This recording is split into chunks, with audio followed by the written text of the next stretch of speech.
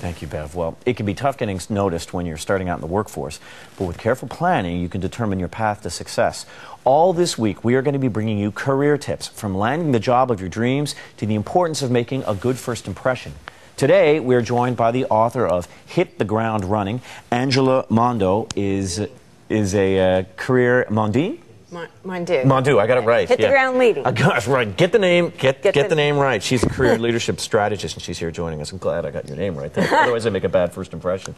Thanks very much for joining us. Yeah, it's nice to be here. Tell us now what you're talking about is branding yourself. Tell me why branding yourself is so important, Angela. Well, I've done a lot of work at branding and working with branding products, and I believe, and I really, I've found in my own career that there's a lot of competition out there, right? And at the end of the day, having some differentiation in your own personal signature or trademark on what you do and what you do really well is important to get out there. I mean, a lot of competition, we want to move up fast, we want instant gratification in our careers. So what makes you special? What are you really good at? And you got 5 tips, and the first of them is take charge. What do you mean? Well, that's really about, there's a couple things in terms of running your career that you got to take charge of yourself and your career path. And this is about taking charge of yourself, leading yourself first. And one of the most important things I think there, especially when you're just starting out, Seamus, is really understanding what your strengths and your weaknesses are. We take it for granted, but at the end of the day, it can take you 10 years to figure that stuff out. So what can you do at the beginning of your career to really get that? What am I strong? What do I love? Do I love numbers? Am I analytical? Do I like strategic thinking and bigger picture stuff? And the sooner you can hone in on that, the more you can set yourself up for success. Be honest with yourself and realize that it's up to you and nobody else. Yeah, and then buffer the weaknesses, right? Get people around you that can handle the stuff that you're not great at, where you have some gaps. So 2, brand yourself.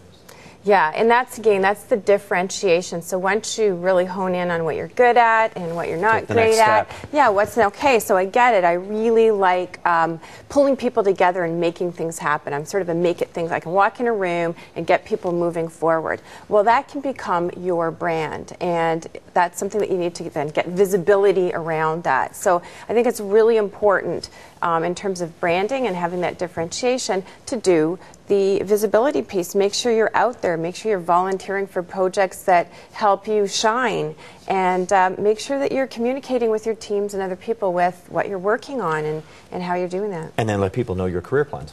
Let them know where you see yourself going. Yeah, absolutely. And this is a piece that a lot of us don't do that well. And this is the accountability piece, right? And especially at the beginning, we're not that confident. But sitting down with your leaders or your bosses and going over what it is, where do you want to go in the company? You're starting out your new position, but what's your next step? And talking to your boss or leader about what sort of goals and objectives you need in terms of performing now and where you want to get to.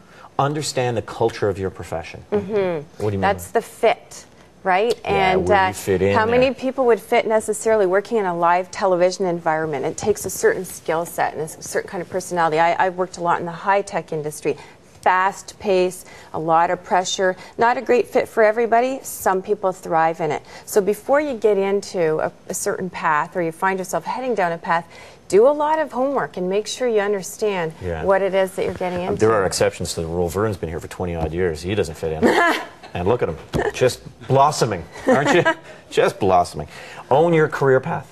Yeah, and that's the last tip for today. And I think at the end of the day, if you don't own your career path, why would you leave it up to someone else? They don't have the same vested interest. So what I mean by that is be really proactive.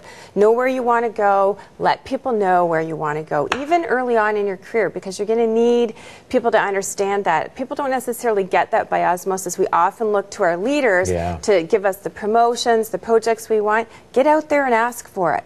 And that's the proactive way of driving your destiny. I sort of had this advice when I was really young when I was in the military from one of my old sergeants. And he said, why would you let someone else manage your career? It's yours. How true. And it flies by fast. Your sergeant was right. Thank you. He was. Thank you.